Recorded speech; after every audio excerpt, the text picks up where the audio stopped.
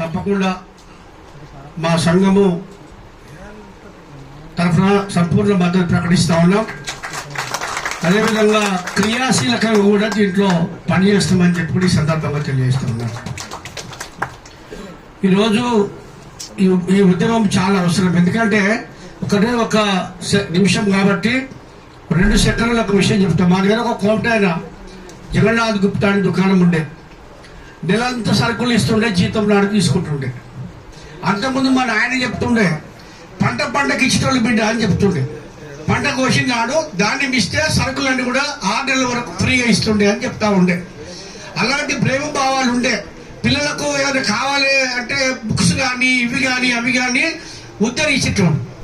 ఇప్పుడు మార్వాడీళ్ళు ₹1 ఉద్దరి కూడా ఎక్కడ మరి అన్నట్టు బంగారం పెడితే మళ్ళీ జీవితంలో రాదా, వడ్డీకి వడ్డీ వడ్డీకి వడ్డీ వడ్డీకి వడ్డీ అన్నీ పోయింది అంటే.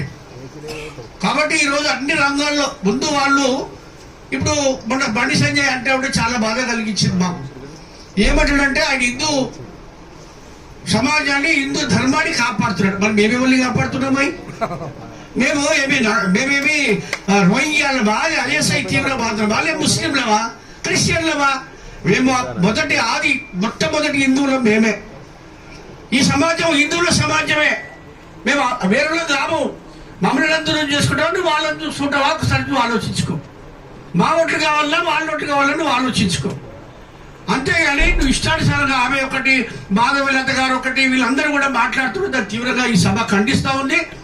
ఖచ్చితంగా వాళ్ళ మాటలు మేము ఖండిస్తూ ఉన్నాం. సంపూర్ణమైనటువంటి ఉద్యమాన్ని నిర్మిస్తామని చెప్పి నేను తెలియజేస్తా ఉన్నాను.